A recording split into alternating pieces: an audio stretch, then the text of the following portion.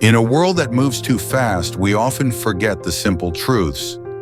That kindness is powerful, and beauty isn't always what we think it is. Let me tell you a story. There was once a small, quiet village where everyone knew each other. Tucked away at the edge of this village lived an old woman named Mira. Her house was worn, her clothes always the same, and her face etched with deep lines of age and solitude. The children in the village whispered tales about her. Some called her the Witch of the Woods. Others just ignored her altogether. She rarely spoke, but every day at sunrise, she'd walk down to the market square, carrying a basket filled with wildflowers, herbs, and tiny handmade trinkets. She'd leave them on the benches or hang them from trees, never asking for anything in return. No one knew why she did it, and most didn't care. One day, a little girl named Anya moved to the village with her father. She was curious, bright-eyed, and different from the other children. While the others ran from Mira, Anya would wave, and Mira, surprised, began to wave back. One afternoon, Anya's bag tore open in the rain. Her books, soaked and muddy, lay scattered in the street. The other children laughed, but Mira, watching from her window, came out with a quiet smile. She picked up every book, wrapped them in a clean cloth, and handed them to Anya.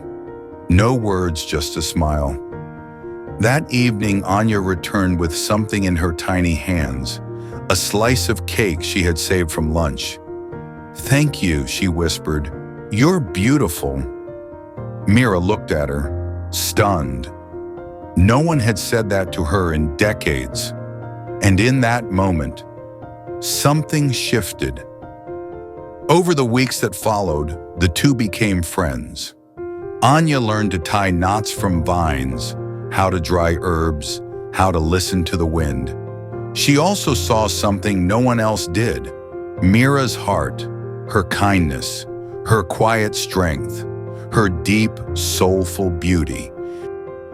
Then came the Spring Festival, a celebration of new beginnings and community. Everyone was invited to set up a stall to share food, crafts, or performances. Anya begged Mira to come with her to set up a little stall together. At first, Mira refused. "People don't want me there," she said softly. But Anya simply replied, "They don't know you, but they will." The sun rose, music played, and in a small corner of the festival, beneath a tree, sat a modest stall decorated with hand-woven wreaths, tiny carved animals, and little vials of forest perfume. Behind it stood Mira and Anya. At first, people walked past without even glancing, but then, one by one, they noticed the craftsmanship, the scent of the herbs, the intricate details in every item. A young mother bought a flower crown for her daughter. An elder thanked Mira for a balm that soothed his aching joints. And a child whispered, "Your things are so beautiful." For the first time in years, Mira didn't feel invisible. As the festival ended, the mayor of the village approached her. He extended his hand and said, "We never really saw you before, but now we do." "Thank you," Mira nodded, eyes glistening. And in that moment, the village changed.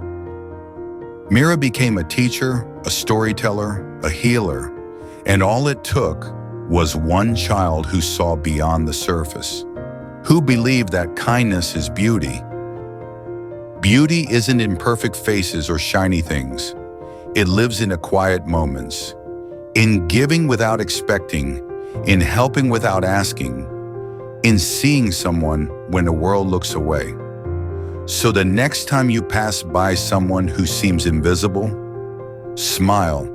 You might just change a life. If you can't find a kind person, then be one.